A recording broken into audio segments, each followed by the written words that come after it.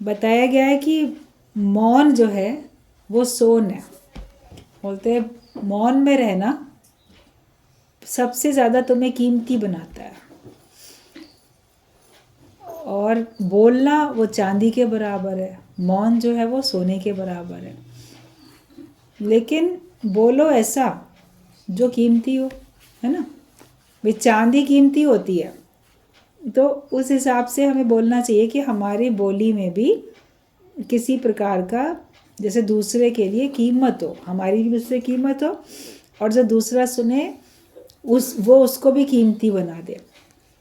लोग बोल देते हैं ठीक है मौन है सोन, और इसलिए मौन में रहो। लेकिन कौन सी मौन करें, कैसी मौन करें, वो हमें सत्संग में आके गुरु बताते हैं।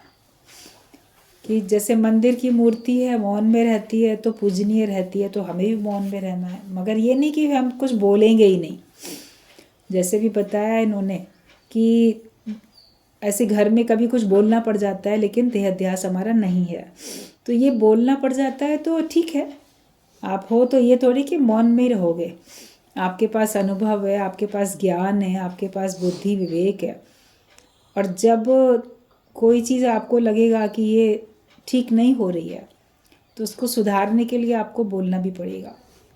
अगर आप सोचोगे यहाँ पर भी मैं नहीं बोलूँगा, तो वो गलतियाँ तो बढ़ती चली जाएंगी। तो फिर जो मौन में रह जाएगा वो दोषी होगा कि तुम जानते भी थे, तुम समझते भी थे, तो भी तुमने सुजाग क्यों नहीं किया। मगर मानना ना मानना फिर अगलों की मर्जी होती है। छोटे बच्चे होते हैं वो मान जाते हैं, बड़े लोग होते हैं वो अपनी भी बुद्धि चलाते हैं, कभी मानते हैं कभी नहीं मानते हैं। ज्ञानी चाह नहीं करता, इच्छा नहीं रखता कि मेरी बात सब मान लें, तुरंत मान लें, जो कहते हो मान लें। लेकिन वो जहाँ पे सही होता है वहाँ पे वो बोलता है, जहाँ गलत होता है वहाँ भी वो बोलता है। जहाँ सही है वहाँ पे अप्रिशिएट करेगा कि आपने बहुत अच्छा बोला, सही बोला। जहाँ कुछ गलत बोलोगे तो वो टोकेगा भी कि यहाँ तुम्हारी गलती है, यहाँ तुम्हारा भाव ठीक नहीं था, या शब्द ठीक नहीं थे, या आचरण या कर्म व्यवहार, आपकी बॉडी लैंग्वेज सब ठीक नहीं थी, तो वो भी बोलेगा। और गुरु जो है ब्रह्मज्ञानी ज्ञान भी बोलेगा। फिर कोई सोचे तो सारा दिन ज्ञान बोलते रहते हैं, तो ज्ञान बोलना मौन में शामिल होता है। आप सोचो मौन में रहने से हम कीमती बन जाएंगे, लेकिन टोटल मौन में तो नहीं रह सकते। ज्ञान तो आपके मुख से निकलना ही चाहिए, वही आपको और कीमती बनाता है। और वो ज्ञान जब दूसरे सुनते हैं तो वो भी कीमती बनते हैं। तो मौन जो है वो हमको भगवान की श्रेणी में ले जाता है। कोई लोग किसी से नाराज़ हो जाते हैं, फिर मौन कर जाते हैं, नहीं बोलते, तो क्या वो मौन उनको भगवान बनाएगी? वो मौन उनको भगवान तक क्या लेके जाएगी? वो मौन तो बल्कि घर में और कलह क्लेश, या दूसरे के मन में दुख, दूसरे के मन में खिन्नता, दूरियां, कोई द्वेष, कोई घृणा, ये सब और लेके आएगी। तो मौन भी कैसी हो ये भी हम सीखें कि कौन सी मौन हमको करनी है। सहज मौन हो जाए, जहाँ बोलने की आवश्यकता पड़ी वहाँ आपने बोला, सही बोला, स्पष्ट बोला, सही बोला, मगर मिठास के साथ बोला, प्रेम के साथ बोला। कहीं पे कहीं आपको लगता है कि आपको सख्ती करके बोलना पड़ा तो आपने वैसे बोला, मगर इंटेंशन आपकी ठीक होनी चाहिए। मौन रखो, ऐसी मौन रखो जो आपको भगवान बनाए। बोलो तो ऐसा बोलो जो आपको भगवान बनाए। ये हम अपने ज्ञान से जुड़े रहें, अपने स्वरूप से जुड़े रहें। अभी जैसे बोली गई बात, गुरुजी ने भी कहा कि देहाध्यास की जड़ तो हमें काटनी है, तभी सारे विकार हमारे खत्म हो जाएंगे। लेकिन अपने मूल से, जहाँ से हम आए हैं, उस परमात्मा से हमको जुड़े रहना है, उस ज्ञान से हमको जुड़े रहना है। वहाँ से हमको अपनी जड़ नहीं काटनी है। अगर हम वहाँ से भी अलग हो जाएंगे तो एक ना एक दिन हम सब सूख जाएंगे। ये पेड़ की जड़ें हैं जो पेड़ को हरा भरा रखती हैं। अगर जड़ों से अलग हो जाए वो पेड़, तो उसके बाद उसकी पत्ते, फूल, टहनियाँ सब धीरे धीरे सूख जाएंगी। तो हम अगर भगवान को ही भुला देंगे तो फिर हम धीरे धीरे करके सूख जाएंगे, मतलब हमारे अंदर का उत्साह उमंग खत्म हो जाएगा और सारे अज्ञानता के रोग हमको आ जाएंगे। दे प्रभु ते भूलियाँ तो व्यापन सभी रोग। अगर आप भगवान को भुला देते हो तो आपको सारे रोग व्याप जाते हैं। तो इसलिए भगवान को तो हमेशा याद रखो। जिस प्रभु ने जन्म दिया, जिस प्रभु ने जीवन दिया, जिस प्रभु ने सारी सृष्टि बनाई, आपकी संभाल करता है, वो परमात्मा हर जीव की संभाल करता है। कोई भी जीव, कोई भी बच्चा जब अपनी माँ के गर्भ में होता है तभी भी उसकी संभाल हो रही है, वहाँ भी उसको सब कुछ मिल रहा है, माँ के द्वारा सब मिल रहा है और उसका जीवन चल रहा है। फिर अभी तो बच्चा धरती पर आया भी नहीं, उसके लिए सब तैयारियां हो जाती हैं। उसका ज़रूरत का सारा सामान कि अभी जन्म लेगा तो अब इसके लिए ये सब चाहिए, तो वो व्यवस्था देखो भगवान कर देते हैं। जन्म लेने के बाद भी माता के पास बच्चे के लिए दूध है और बाहर से भी सारे जहाँ जहाँ जैसा जैसा भी प्रारब्ध का होता है हिसाब किताब, सब मदद करने वाले मिल जाते हैं। छोटा बच्चा अपने लिए बिल्कुल नहीं सोचता, मगर उसके लिए कौन सोच रहा है? हम सोचेंगे, इसके माता पिता सोचते हैं, इसके रिश्तेदार सोचते हैं, इसके घर वाले सोचते हैं, या कहीं कोई और सोच रहा है इसके लिए, मगर उन सबके घट में बैठ के कौन सोच रहा है? ये भी तो देखो, सबके घट में बैठ के तो भगवान ही तो सोच रहा है। जन्म से पहले से आपके लिए भगवान ने सोच लिया, जन्म के बाद सोच लिया। जब तक आप समर्थ नहीं हो जाते हो तब तक भगवान सोच रहा है, लेकिन जब आप समर्थ हुए तो आपको ये गलतफहमी हो जाती है कि मैं करूँगा तो कुछ होगा, मैं सोचूंगा तब कुछ होगा। ये अपने अंदर एक गलतफहमी हो जाती है। हम नहीं सोचेंगे तो कौन सोचेगा, हम नहीं करेंगे तो कौन करेगा, फिर आगे कैसे होगा? आगे की चिंताएं, पहले कैसे हुआ आगे भी वैसे ही होगा। अब आपको समझ मिल गई, आप समर्थ हो गए, तो आपके द्वारा भगवान, पहले किसी और के द्वारा कराया गया, अब भगवान आपके द्वारा कराएगा। और कर्मशील प्राणी है मनुष्य, कर्म करने के लिए आता है, उसको कर्म करने ही है। आधार लेके ना बैठे, अपने साथ साथ चार के काम आए। किसी के काम जो आए उसे इंसान कहते हैं। अपने लिए भी काम में आओ, दूसरे के लिए भी काम में आओ। हम मेहनत करें, सुस्त और आलसी बन के नहीं बैठ जाएं कि भगवान कर रहा था, गुरु ने कहा भगवान ही करेंगे, तो मैं हाथ पे हाथ रख के बैठ जाता हूँ। बोलो मैं अब इतना समर्थवान हूँ भगवान की कृपा से कि मैं चाहूँ तो अपना और अपने साथ अनेक लोगों का भार हर प्रकार का उठा सकता हूँ। तो जिस प्रकार की भी सामर्थ्य भगवान ने आपको दी है, वैसा भार अपना और सबका उठा लेते हो। गुरु अपना ज्ञान देके सबका भार उठा के बैठा। हर एक जो भी आता है सत्संग में, तो उन सबका जीवन का जो भार है वो कौन उठा के बैठा है? गुरु। आप भगवान सबका उठा के बैठा, फिर साकार रूप में गुरु सबका उठा के बैठा कि अब सौंप दिया इस जीवन का सब भार तुम्हारे हाथों में, तो सारा भार सौंप देते हैं। तो ऐसे अपने आप को सामर्थ्यवान बनाओ, जो कर सकते हो अपने लिए भी, दूसरे के भले के लिए भी, उस कार्य में अपने आप को लगा के रखो। जितना आप कार्य करोगे उतना आपके अंदर में शक्ति आएगी। शरीर चला जाता है तो कहते हैं मुए को प्रभु देत है कपड़ा लकड़ी आग, जीवत नर चिंता करे ताके बड़े अभाग। तो ये एग्जाम्पल दिया जाता है कि जिस समय मृत्यु हो जाती है उस समय फिर वो असमर्थ है, वो अपने लिए कुछ नहीं कर सकता। जैसे गर्भ के अंदर बच्चा अपने लिए कुछ नहीं कर सकता, जन्म लेने के बाद भी काफ़ी समय तक वो अपने लिए कुछ नहीं कर सकता। तो शरीर जब छूट गया उसके बाद वो व्यक्ति अपने लिए कुछ नहीं कर सकता, मगर उस शरीर का भी हिसाब किताब भगवान कितनों के द्वारा पूरा करा देता है, हो जाता है अपने आप। उसकी जो आवश्यकताएं उसको मिल जाती हैं। तो ये देख के जीवित व्यक्ति, समर्थ वाला जो व्यक्ति है, वो क्यों फिर चिंता करता है? क्या होगा, कैसे होगा, कब होगा, पता नहीं क्या होगा। ज्ञान में आने के बाद आप देखोगे आपकी चिंताएं खत्म हो जाती हैं, आप चिंता रहित हो जाते हो, क्योंकि हर समय परमात्मा के चिंतन में रहते हो। और जब चिंताएं खत्म हुई, भगवान के चिंतन में रहे, भगवान की रज़ा में राज़ी रहे, आपके अंदर सहज मौन आती चली जाती है। विश्वास जिसका जितना पक्का होगा उतना उसको और मौन आती जाएगी कि ईश्वर सब ठीक कर रहे हैं, वो आगे भी ठीक करेंगे, अभी भी उनकी कृपा से सब हुआ, आगे भी जो वो चाहेंगे वही होगा। ज्ञान के हिसाब से अपना जीवन बनाते जाओ, गुरु के हिसाब से अपना जीवन चलता रहना चाहिए। फिर सहज होता जाता है, जो सामने कार्य आता है वो सहज होता है, आपके अंदर करने का भाव नहीं होता। अब करने का भाव नहीं है तो आपके अंदर में कोई बोझ भी नहीं है, कोई थकान भी नहीं है। कहीं ज़बरदस्ती करना पड़ता है, थक जाते। एक होता है सहज मुस्कान। कई बार हम कभी कभी देखते हैं टीवी में ऐड आते रहते हैं, कभी कोई एयर होस्टेस है, वो जो भी आ रहा है उसको देख के स्माइल कर रही है, स्माइल, वो तो ज़बरदस्ती की स्माइल है उसकी।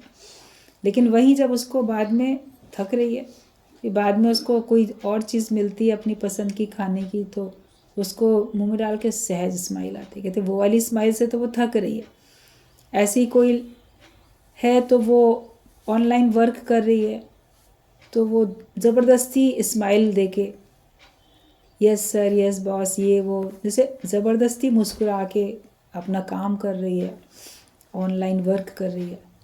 और जब पूरा मीटिंग ख़त्म होती है तो बोलती है घर में अपने घर वालों से, अब मैं बहुत थक गई, अब मुस्कुराते मुस्कुराते भी ना पूरे गाल भी दुखने लगे, अब मेरे से कोई मुस्कुराने के लिए ना कहे। तो उसका हस्बैंड बोलता है नहीं, कहा नहीं जाएगा, तुम खुद मुस्कुराओगी। फिर लाके उसको कोई उसकी पसंद की कोई कॉफ़ी वगैरह दे रहा है, वो पी रही है तो खुद मुस्कुराने लगती है। तो वो बोलता है अरे तुम तो कह रही थी मैं मुस्कुरा के थक गई, अब नहीं मुस्कुराऊंगी, तो अब कैसे मुस्कुरा रही हो? बोलते ये तो असली मुस्कान है ना, वो तो आर्टिफिशियल थी। तो ज़बरदस्ती हंसने में थके, और एक अंदर से सहज मुस्कान है, उसमें थोड़ी थकते हैं। एक कहीं ज़बरदस्ती हमको मुस्कुराना पड़ता है, खुश अपने को दिखाना पड़ता है, तो अपने को खुश दिखाने में भी थक जाते हैं।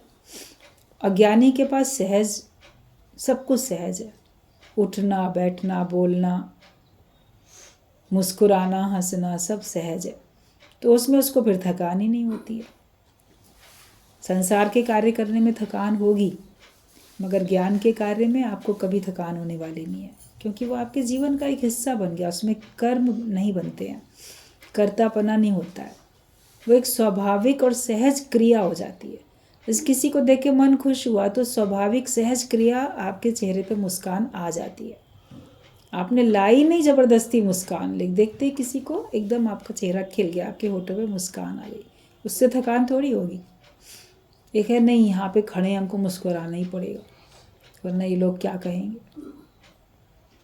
शादी ब्याह में लोग दरवाजे पे खड़े होते हैं स्वागत करने के लिए, घर के लड़की वाले खड़े रहते हैं बारातियों का स्वागत करने के लिए, तो उनको मुस्कुराते ही रहना पड़ता है। मुंह बना के थोड़ी स्वागत करेंगे, मुस्कुरा के ही तो करेंगे।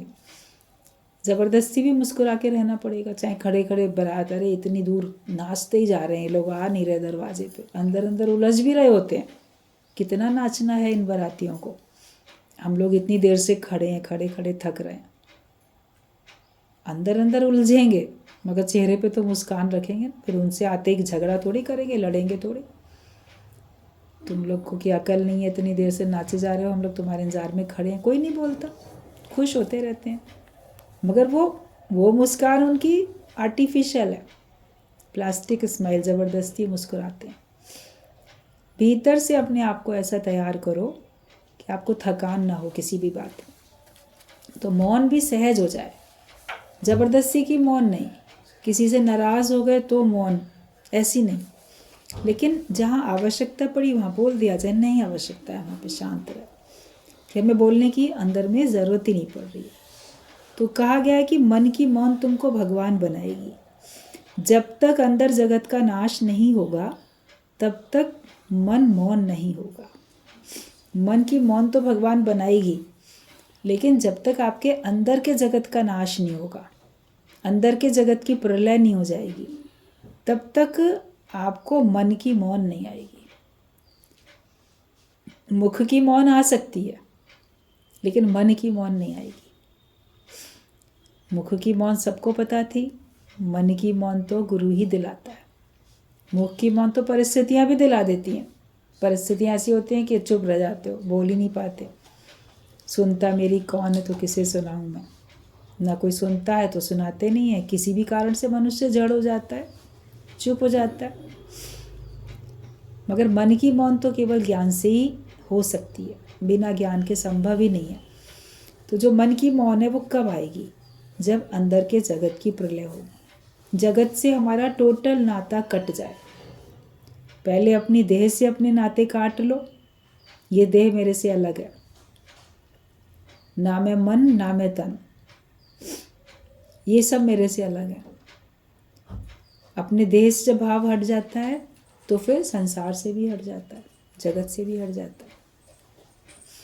जगत से कुछ चाहिए नहीं तो जगत से हमारे नाते कट जाते हैं। अगर हमें जगत से कुछ चाहिए तो हम जुड़े हुए। हम ही तो रस ले रहे हैं, पेड़ से पत्ती रस ले रही है तो वो जुड़ी हुई है।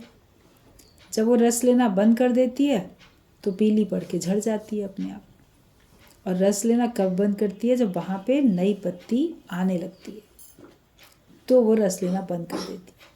हमारे अंदर भी जब ये आत्मा का आनंद आने लगता है, इस नए रस को हम लेने लगते हैं, जब ये रस आवे तो वो रस नहीं भावे।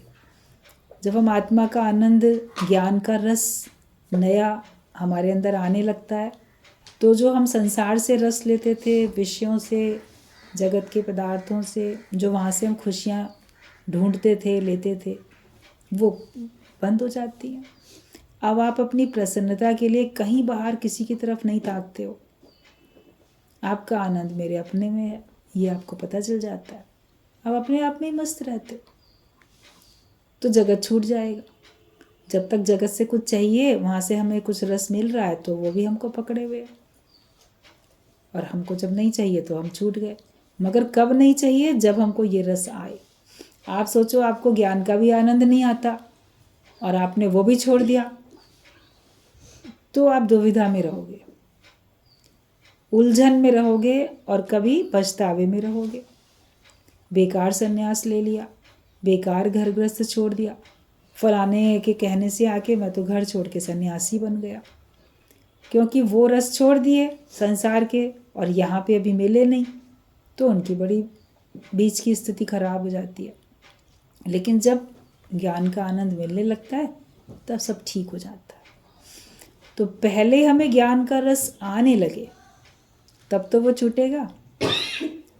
जब ये रस आए तब वो रस नहीं भाए। गुरु हमें घर में ही रखते हैं। सच्चा ब्रह्म ज्ञानी दादा भगवान ने कोई आश्रम अलग से नहीं बनाया। ये नहीं कहा कि तुम घर छोड़ के आके पहले रहोगे कहीं आश्रम में आके, तब ज्ञान पक्का करोगे, तब तुमको ज्ञान लगेगा। बोले घर को ही अपने अपने आश्रम बना के वहीं पर ही रहो। वहाँ तुम्हारी प्रारब्ध है तभी तो उस घर में हो। तो जहाँ तुम्हारी प्रारब्ध है, जब तुम उस घर में हो तो फिर उसी हिसाब से वहाँ पे अपना लेन देन करो, वहाँ पे अपना काटो हिसाब किताब। तुम्हारी प्रारब्ध का है, अपनी प्रारब्ध का छोड़ के तुम क्यों चाहते हो? जिस बैंक में तुम्हारा अकाउंट है वहीं से तो आप अपना चेक दे के पैसे निकालते हो, और कहीं और से भी निकालते हो तो आप अपने ही एटीएम को तो यूज़ करके निकालते, आता तो आप ही के अकाउंट से है। तो कहीं और भी गए, किसी के भी घर गए, मेहमान बन के गए, दूसरे शहर गए, कहीं भी गए, वहाँ से अगर किसी और के द्वारा मिलता हुआ दिख भी रहा है तो निकल रहा है वो तुम्हारे ही अकाउंट से। आप कहीं पर भी एनी टाइम मनी कहीं भी निकाल सकते हो, लेकिन वो आएगी आप ही के अकाउंट से। आपके अकाउंट में नहीं होगी तो नहीं आने वाली है। तो जहाँ हो वहाँ खुश रहो, अपनी प्रारब्ध में मस्त रहो, अपना जो भी सेवा, दुख सुख, लेन देन, हिसाब किताब सब सहजता से पूरा होता रहे। भागने की क्या, जागने की हमको सोचनी चाहिए।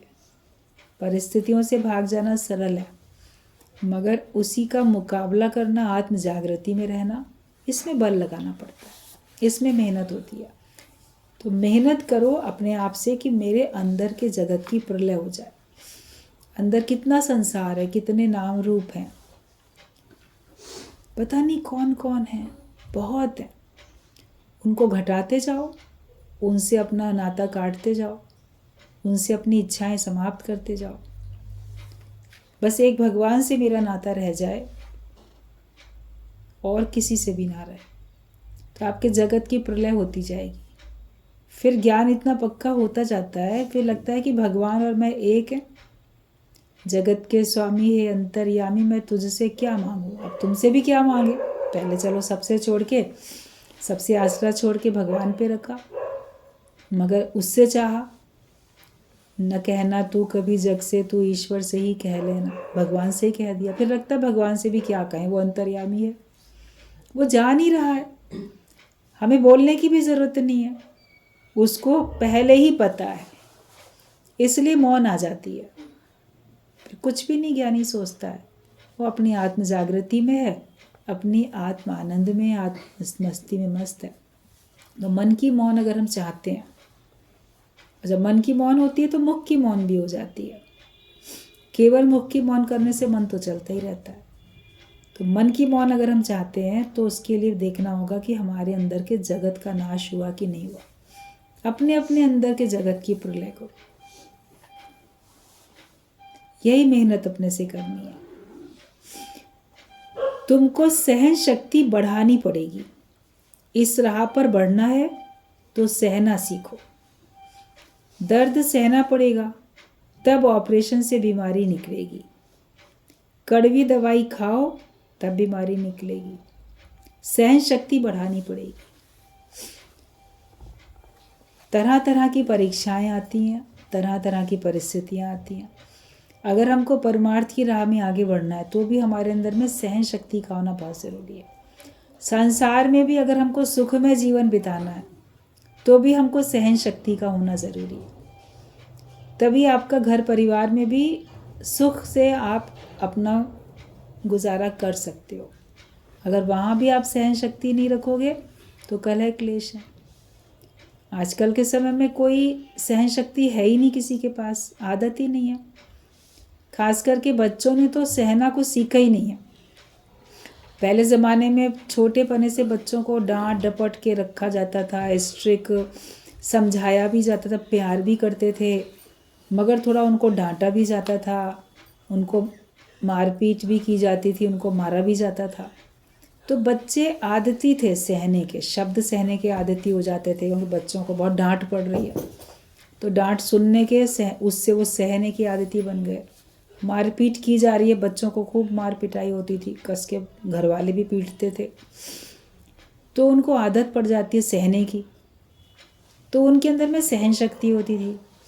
अभी हम देखते हैं बच्चों को कोई शुरू से कुछ भी नहीं कहता है, ज़रा भी नहीं डांटेगा, उनको ज़रा भी रोने नहीं देगा, किसी बात में नाराज़ नहीं होने देगा, सारी फरमाइशें पूरी करते जाएंगे, एक थप्पड़ तक नहीं लगाएंगे और ना ही बोलेंगे। बड़े पोलाइटली, बड़े प्यार से बोलते हैं हमेशा, कभी सख्ती से डपट के भी नहीं बोलते हैं। उसका क्या परिणाम निकलता है कि बच्चों में सहन शक्ति खत्म हो जाती है। फिर बड़े होने पे कोई उनको एक शब्द भी बोलता है ना, अभी तक तो उनको किसी ने कुछ सुनाई ही नहीं थी बातें, कुछ बोला ही नहीं था, बाद में कोई कुछ बोलता है तो वो उनसे सहन नहीं होता, तो फिर मनमुटाव हो जाते हैं। कोई किसी की बात ही नहीं सह पाता, सुन नहीं पाता, सुनने के कान नहीं है, सह नहीं पाता, किसी प्रकार का कष्ट भी नहीं सह पाते हैं। लोग अपना सारा काम करते रहेंगे और बच्चों को कोई कष्ट ही नहीं होने देंगे। अति मोह के कारण से ये हो जाता है। फिर कभी जब वो बिगड़ जाते हैं, थोड़े बड़े होते हैं, फिर सुधारने के लिए कोई कुछ बोले तो बच्चे सह ही नहीं पाते, अपने माता पिता की बात नहीं सह पाते। तुरंत छोटे छोटी उम्र में भी या तो घर छोड़ के भागने की भी उसमें रहते हैं, चले भी जाते, सह नहीं पाए चले गए। तो घर में जितने सुरक्षित थे घर के बाहर क्या सुरक्षित हैं बच्चे? उनकी अति बर्बादी हो जाती है। फिर क्यों घर छोड़ के भागे बच्चे? क्योंकि उनको सहना शुरू से आया ही नहीं, किसी प्रकार की सहन शक्ति नहीं थी। या घर छोड़ के नहीं जाते हैं, दुनिया छोड़ के चले जाते हैं, सह नहीं पाते। कई बार पेपर में आता रहता है, छोटी छोटी बात पे अगर माता पिता ने कुछ कह दिया, डांट दिया, तो उसकी डांट से क्षुब्ध होके जी आत्महत्या कर ली। कम कम उम्र में भी कर लेते हैं। सहना ही नहीं आता। सहन शक्ति हो तो बात अलग है। तो शुरू से थोड़ा बच्चों को रफ एंड टफ बनाने की भी ज़रूरत है। सही गलत की बात तो समझाओ, सही गलत बताओ। तो बहुत कोई इसमें टाइम नहीं लगता है, लेकिन आप समझा सकते हो। मगर खुद ही अपनी ऐश इशरत से माता पिता को फुर्सत नहीं, या अपनी नौकरी से फुर्सत नहीं, परिवार वालों के बीच में नहीं बैठते, तो उसमें फुर्सत नहीं। छोटे छोटे परिवार हैं, घर में एक बच्चा है, वो क्या सहेगा? उसको किसी के संग एडजस्ट करना नहीं आता, ना उसका कोई भाई ना बहन। तो वो सोचता है मेरा ही एक छत्र राज्य है, तो दूसरों से नहीं एडजस्ट कर पाता। इकट्ठे नहीं रहते कि कज़न्स हों, भाई बहन वो हों, तो उनके साथ चलो कोई झुके, कोई समझे, सहे, वो भी नहीं होता। कहीं एक बच्चा, कहीं दो बच्चा। अगर जॉइंट में भी रहेंगे तो सबके मिला के इकट्ठे होंगे, तो कम से कम उनको एक दूसरे के संग एडजस्ट करना आएगा। कभी फुर्सत नहीं। फिर बड़े लोगों के साथ कई बार होता है, दादी बाबा के साथ ज़्यादा समय नहीं बिताते बच्चे। वो समझाएं, मान लो माता पिता को फुर्सत नहीं है, दोनों नौकरी करते हैं, तो घर में अगर बड़े बुजुर्ग लोग रहते हैं तो उनके पास बच्चे बैठना नहीं चाहते, या उनके पास अपने बच्चों को कई बार वो लोग बैठाना नहीं चाहते। नहीं नहीं, ये टाइम इसका कोचिंग में जाने का, ये टाइम इसका ये सीखने जाने का, ये करने का। ग्रैंड पेरेंट्स के पास भी बैठने की समस्या है, वो भी नहीं बैठ पाते हैं, तो कौन सिखाए उनको? इसीलिए सहन शक्ति नहीं आती है। सत्संग में आते हैं तो भी सहन शक्ति नहीं होती है, लेकिन गुरु हमारे को सहन शक्ति हमारे अंदर लाता है, क्योंकि गुरु की आज्ञा में तो चलना ही पड़ेगा। और सब जगह आपने अपनी चलाई, मगर यहाँ पे तुम्हारी नहीं चलने वाली है। तुम्हारे मन के विपरीत भी गुरु करेगा जानबूझ के, ताकि तुम अपने मन को जीतना सीखो। तो यहाँ आके हम सहन शक्ति सीखते हैं।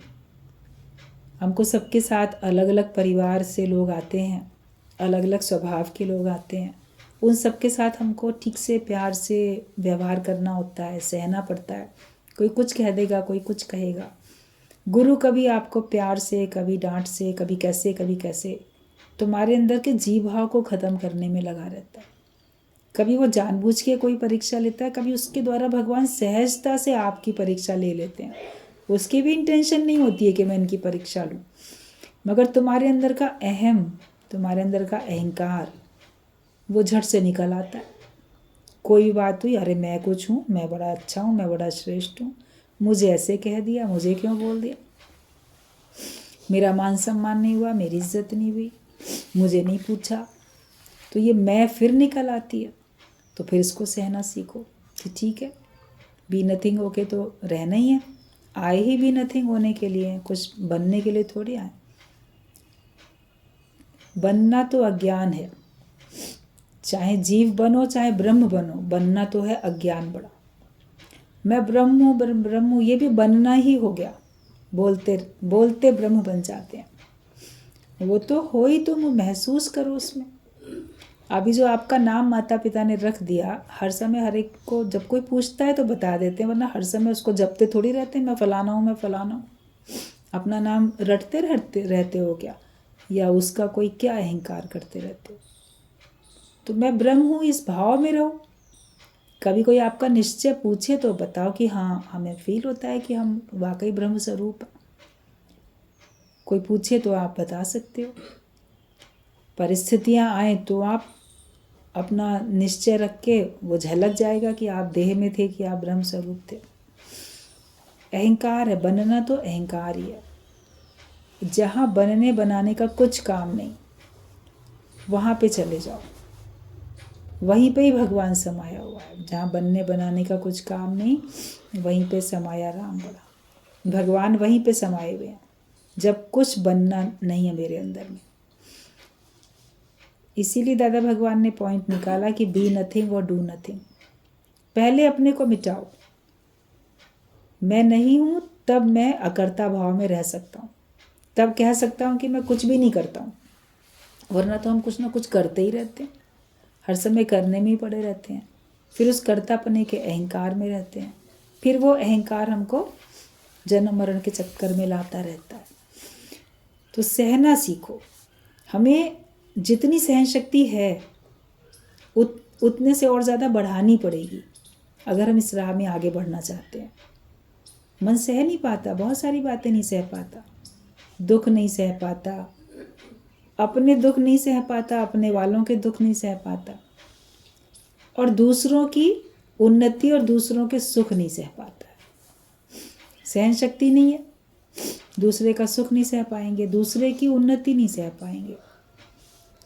तो ये सब हमको सहना आना चाहिए। हम अपना भी दुख, अपने वालों का दुख भी सह सकें तो सुख भी सह सकें। सब जगह मेरा अपना आप, ये भाव रखते हुए हम सब सह सकते हैं। और दर्द जब तक नहीं सहोगे तब तक तुम्हारी बीमारी नहीं निकलेगी। आपको ऑपरेशन करना पड़ता है, कड़वी दवाइयाँ देनी पड़ती हैं दर्द से छुटकारा पाने के लिए। तो वो कड़वी दवाई भी तो सहनी पड़ती है, इंजेक्शन का दर्द भी सहना पड़ता है, ऑपरेशन का दर्द भी सहना पड़ता है, ताकि आपको उस रोग से छुटकारा मिल जाए। तो हम भी सहना सीखें ताकि हमको इस अहमता ममता कर्तापने के देह अध्यास के रोग से, अज्ञानता के रोग से हमको छुटकारा मिल जाए। जिसके अंदर सहन शक्ति नहीं है उसकी उन्नति नहीं हो पाएगी, वो वहीं का वहीं रहेगा। सहेगा नहीं तो शिकवे शिकायत करेगा, तो वो देखेगा कि उसकी उन्नति नहीं हो रही है। वो पिछले साल जहाँ खड़ा था देह अध्यास में, इस साल भी खड़ा है, उससे पहले भी। साल तो नया नया आएगा मगर उसके अंदर में नयापन नहीं आएगा, क्योंकि उसकी अभी सहन शक्ति कम है। तो यही कहा गुरुजी ने कि तुम अपनी सहन शक्ति को बढ़ाना सीखो। वो तुम्हें बढ़ानी ही पड़ेगी अगर तुम्हें इस राह पे आगे बढ़ना है। तो अगर इस जन्म में मुक्त होना है, इस राह में आगे बढ़ना है, तो तुमको अपनी सहन शक्ति बढ़ानी ही पड़ेगी। और सहने से ही सहने की शक्ति बढ़ती है। थोड़ा थोड़ा सहते जाते हैं तो हमारी शक्ति बढ़ती जाती है। गहना बनने के लिए तुमको सोना आग में डालना ही पड़ेगा। अगर हम अपने को कीमती बनाना चाहते हैं और खोट निकालना चाहते हैं या नया गहना बनाना चाहते हैं, तो उस सोने के टुकड़े को या पुराने गहने को हमें आग में तो डालना ही पड़ेगा ना, तभी तो उसका पुराना वाला शेप हटेगा और फिर हम उसी सोने से नया शेप, नया गहना बना पाएंगे।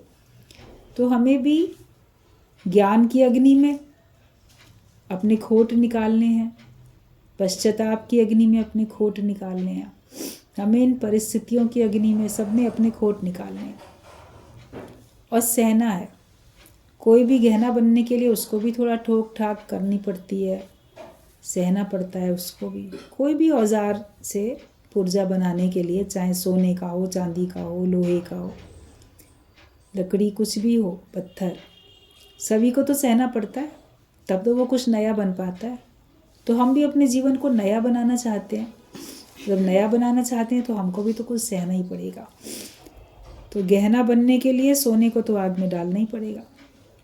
तुम्हारे जीवन में जब तुम्हारा निर्माण हो रहा है तब इसमें भी हालतें आएंगी, दुख सुख आएंगे। अब तुम्हारे जीवन में तुम्हारा ही नया निर्माण हो रहा है। हम आए हैं सत्संग में तो हम नए तो बनते जा रहे हैं, परिवर्तन आता जा रहा है। वो परिवर्तन हर एक को अच्छा भी लग रहा है तो वो बनते हम चले जा रहे हैं। तो हमें इसके लिए परेशानी, परिस्थितियाँ, दुख सुख तो आते जाएंगे, उनसे ऊंचे उठते जाना है। घर में एक व्यक्ति खराब है, उसका रोना रोते रहते हो। जो 4 लोग अच्छे हैं उनका वर्णन क्यों नहीं करते हो। ये सोचो कि जो घर में अगर एक व्यक्ति है खराब, जिससे आपकी पटरी नहीं खाती या उसका स्वभाव अच्छा नहीं है, वो सबको कष्ट देता है, तो हर समय उसी की शिकवा शिकायत, उसी का ही रोना व्यक्ति रोता रहता है। लेकिन जो 4 लोग अच्छे हैं उनके बारे में बात नहीं करता, उनकी अच्छाई की बात नहीं करता। तो ये स्वभाव हमें बदलना है। अगर हम वही रखेंगे तो फिर हमारी उन्नति नहीं होने वाली है। तो जो एक व्यक्ति खराब है उसका रोना बंद करो, रोना मतलब उसके बारे में चर्चा करना, उसकी बुराइयों के, उसकी खराबी के बारे में, और चिंतन करना उसके बारे में, दोनों ही छोड़ दो। ना खराब व्यक्ति के बारे में चिंतन करो, उसके बारे में सोच विचार करो, और ना उसकी चर्चा करो। तभी हमारी इस राह में उन्नति हो सकती है। तो घर में एक व्यक्ति खराब है, उसका रोना रोते रहते हो, पर जो 4 लोग अच्छे हैं उनका वर्णन क्यों नहीं करते? जीवन में तुम्हें जो जो भी अच्छा मिला हो, जब बोलना ही है किसी से तो उन लोगों के बारे में चर्चा करो जिनके लिए आपने देखा कि वो बहुत अच्छे थे। उनकी अच्छाइयों का मुख से वर्णन करो, तो आपके अंदर भी वो अच्छाइयाँ आएंगी, सुनने वाले का मन भी खुश होगा। बुराइयों का वर्णन करने से हमारे अंदर वो बुराइयाँ आती हैं, सुनने वाले का मन भी खराब होता है।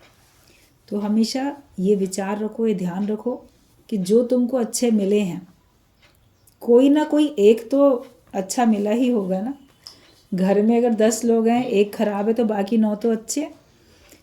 या कोई एक संबंधी ठीक नहीं है, बाकी सारे संबंधी तो अच्छे हैं। कोई एक पड़ोसी खराब है तो बाकी तो सारे अच्छे हैं। या आपके लिए सारे संसार में सभी बुरे हैं, आपको लगता है नहीं सब खराब है, कोई अच्छा ही नहीं है। ढूंढ के देखो, कोई ना कोई एक व्यक्ति ऐसा मिल जाएगा जो आपको लगेगा ये बहुत अच्छा है। तो बस जो अच्छा पता चलता हो उसी का वर्णन करो। दुनिया में कोई अच्छा नहीं मिला, क्या तुमको गुरु अच्छा मिला? या वो भी खराब है? अगर आप कहते हो नहीं गुरु अच्छा है तो उसी का वर्णन करो, फिर किसी और की बात चर्चा ही नहीं करो, बात ही नहीं करो। कोई अच्छा नहीं मिला तो तुम खुद क्या हो? तुम अच्छे हो तो अपनी चर्चा करो, फिर अपनी अच्छाइयों की चर्चा करो, अपनी अच्छाइयों का ही बखान कर लो। मगर भले कोई बोले अपनी तारीफ खुद कर रहा है, लेकिन कम से कम अपनी अच्छाइयों का वर्णन ही करे ना, अपनी बुराइयों का तो वर्णन नहीं करे। ये हमें कोशिश करनी है, अपने मुख से ऐसे शब्द निकले ही नहीं जो कि हमको गिरावट की ओर लेके जाएं, लेकिन हमारी उन्नति हो। हमको ऐसे शब्द अपने मुख से निकालने हैं। जीवन में हंसना सीखो, दुखों को, आंसुओं को पीना सीखो। हंसना सीखो, जीवन में हंसना सिखाना पड़ रहा है। मनुष्य खुद नहीं हंस पा रहा है। अभी कितनी लाफिंग क्लासेस लगती हैं, ज़बरदस्ती हंसाए जाते हैं लोग। ये हंसना ही भूल गए, मुस्कुराना ही भूल गए। इतनी रोने की आदत पड़ गई, हंसना हंसाना सब भूल गए। जीवन में दुख ही दुख देखते हो तो हंस ही नहीं पाते हो। गुरु दृष्टि चेंज कर देता है तो हम सुख ही सुख देखने लगते हैं, तो हम सचमुच में हंसने मुस्कुराने लगते हैं। हंसने लगी जिंदगी, मन मुस्कुराया है। जब गुरु मिल जाता है और ज्ञान सही तरह से समझ में आ जाता है, तब हम ये बात कह सकते हैं। तो हम हंसना सीखें। कहीं से नहीं सीख पाओगे, ज्ञान से तो सीखो। आर्टिफिशियल हंसना ही सीख लो कहीं जाके, तो भी आप देखोगे ऐसे हंसते हंसते सचमुच में भी आपको हंसी आने लगेगी। हंसी वाले कोई प्रोग्राम देखो टीवी में, कोई चुटकुले वाली बुक पढ़ो, कुछ किसी भी बात पे अपने आप को ऐसे रखो कि मैं अपने को खुश रख पाऊँ, या मैं हंस सकूँ, मुस्कुरा सकूँ, ऐसा सीखो। और दुखों को और आंसुओं को पीना सीखो, उसको अपने अंदर धारण कर लो। भगवान शिव ने विष तक को पी लिया, गले में धारण कर लिया। तो हम अपने दुखों को भी गले में अंदर धारण कर लें, पी लें उसको भी। उन्होंने विष पी लिया, दुखों को पी लें, अपने आंसुओं को पी लें। मतलब कि बाहर नहीं जाए, दिखाई ना दे किसी को। जो चीज़ आपने पी ली वो तो आपके अंदर ही चली गई ना, कोई और थोड़ी जान पाएगा उसको। तो आपके दुखों को भी, आंसुओं को भी हमें पीना आना चाहिए, वो कोई जान भी ना पाए। बाकी जानी जानहार तो भगवान है ही, वो तो सबको जानता है, उसको हर एक की खबर है। वो जानता है कब क्या होना है। एक पॉइंट पढ़ रहे थे बड़ा अच्छा, कि जैसे माँ है, वो अपने बच्चे के लिए खाना तैयार करती है, या उसको अभी चीनी डाल के उसने दूध तैयार किया, ग्लास में डाला है, अब वो उसको बच्चे को भूख भी लग रही है, दे दो जल्दी दो, मगर वो भी बहुत गर्म है, ज़्यादा तेज़ गर्म हो गया है। तो उसी समय माँ बच्चे के मुंह में थोड़ी डाल देती है, भले वो कितना भी कहता रहता है, बोलती ठहरो ठहरो भी ठंडा कर लें। तो वो जो समय लगता है, माँ को तो पता है मैं क्यों देर लगा रही हूँ इसको ये खाना या दूध देने के लिए, बच्चे को पता नहीं है क्यों देर लगा रही है, तो क्यों नहीं दे रही, अभी जल्दी दे अभी दे। मगर उसको पता है कि अभी देंगे तो इसको नुकसान होगा। और जब वो सही हो जाता है उसके लायक, जिसको वो ठीक से खा सके, पी सके, उसको हज़म कर सके, तब वो उसको देती है। तो भगवान भी हमारी मन की चीज़ें जब हम उसको सह सकेंगे, उससे सुख ले सकेंगे, हमारे लिए उचित समय होगा, तब वो हमको देगा। मगर हम सोचते हैं भगवान मेरे लिए इतनी देर क्यों लगा रहा है, मैं भगवान से ये चीज़ मांगता हूँ, भगवान मुझे देता क्यों नहीं है, वो इतना देर क्यों लगा रहा है। तो उसमें कोई रहस्य है, कोई राज है। अभी देने में शायद हम उसके अहंकार में आ जाएंगे, या अभी वो वस्तु हमें मिली तो हम शायद उसका दुरुपयोग करने लग जाएंगे, या अभी मिली तो हम उसको हजम ही नहीं कर पाएंगे। कोई तो कारण होगा जो भगवान देर लगाते हैं। तो ईश्वर की रज़ा में राज़ी रहना ज्ञानी सीख जाता है। अज्ञानी व्यक्ति ही रोष करता है, अज्ञानी व्यक्ति शिकवे शिकायत करता है। तो हमें अपने दुखों को और आंसुओं को पीना सीखना है। आ भी रहे मान लो दुख आंसू, बोलो ठीक है, अब हम किसी से नहीं चर्चा करते, भगवान जब चाहेंगे तब वो ठीक करेंगे। रहीमन निज मन की व्यथा मन में राखिए। मोते रहीमदास ने भी कहा है अपने मन की व्यथा जो है वो अपने मन में ही रखो, किसी को बताने से फ़ायदा भी क्या, वो उसको दूर कर नहीं पाएगा। कहने से आपको लगेगा मेरा बोझ हल्का हो गया, मगर कहो उससे जिसको बताने के बाद सचमुच में आपका बोझ हल्का हो। वरना आप संसार में सबसे कहते हो, बोझ उस समय हल्का हो जाता है, बाद में वही व्यक्ति वही बातें किसी और से करता है, तो फिर आपका बोझ बढ़ जाता है। फिर आपको तकलीफ़ होती है कि देखो इसको मैंने सब कहा भी, और तो भी ये तो मेरी बात 10 जगह पे मेरा दुख का वर्णन करता फिरता है। तो आपको फिर बाद में बोझ हो जाता है।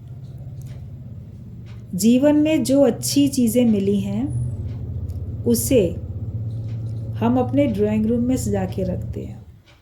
तो जो अच्छाई है उसे अपने चेहरे के ड्राइंग रूम पे सजा के रखो। जो हमारे जो मेन रूम होते हैं, तो उसमें जो कमरा होता है जिसको हम लोग ड्राइंग रूम कहते हैं, मतलब कि कोई बाहर से आएगा तो उसको बैठाने के लिए जो एक कमरा होता है, बैठक कमरा, कि चलो एक रूम ऐसा है कि कोई भी हमसे मिलने आएगा तो वो उसको यहाँ बिठा के उससे बातचीत करेंगे। तो उस कमरे को बहुत अच्छी तरह रखते हैं, सजा के रखते हैं, क्योंकि वो कोई भी बाहर से आएगा तो बैठेगा, देखेगा, वो खुश होगा। तो वो तो हमको पता रहे ना कि कैसे मेरा जो है ड्राइंग रूम कितना सुंदर है, उसको ख़राब नहीं रखते हैं। लेकिन हमें अपने चेहरे के ड्राइंग रूम को ख़राब रखना पसंद आता है। वो तो सारा संसार देख रहा है आपका चेहरा, उसको हमें ख़राब रखना पसंद आता है कि चेहरा उदास है, मायूस है, दुखी है, या बड़े क्रोध में है, बड़ी घृणा में है। फेस के ऊपर कैसे कैसे एक्सप्रेशंस होते हैं, तो वो सब अच्छे एक्सप्रेशंस नहीं हैं। तो वो फिर क्यों रखते हो चेहरे पे? वो फेस भी तो हमारा पूरे बॉडी का ड्राइंग रूम समझो, उसको भी अच्छा सजा के संवार के रखो। फेस वैल्यू बहुत मायने रखती है। चेहरा आपका हमेशा सौम्य और अच्छा मुस्कुराता हुआ होना चाहिए, खुश रहना चाहिए आपका चेहरा, क्योंकि उसी को सब लोग देखते हैं। तो मन में जैसे भाव होंगे, मतलब हृदय का दर्पण होता है चेहरा, जैसे मन में भाव होते हैं वैसे ही चेहरे पे जाते हैं। तो मन को अगर सजाओगे, मन को संवारोगे, तो चेहरा भी सजेगा, संवरेगा।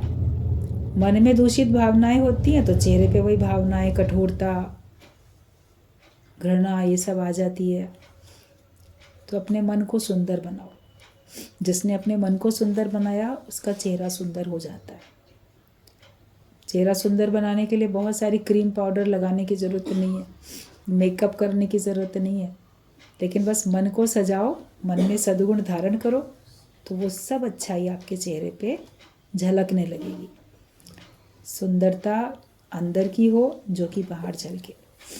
तो अब सब लोग ये ध्यान रख लेना कि आपका फेस रूपी ड्राइंग रूम जो है वास्तव में ड्राइंग रूम है कि स्टोर रूम दिख रहा है, क्या दिख रहा है। सुस्ती आलस्य में पड़े हो तो बेडरूम दिख रहा है, सोए पड़े हो। चेहरे पे क्या है, अपना चेहरा अच्छा रखो।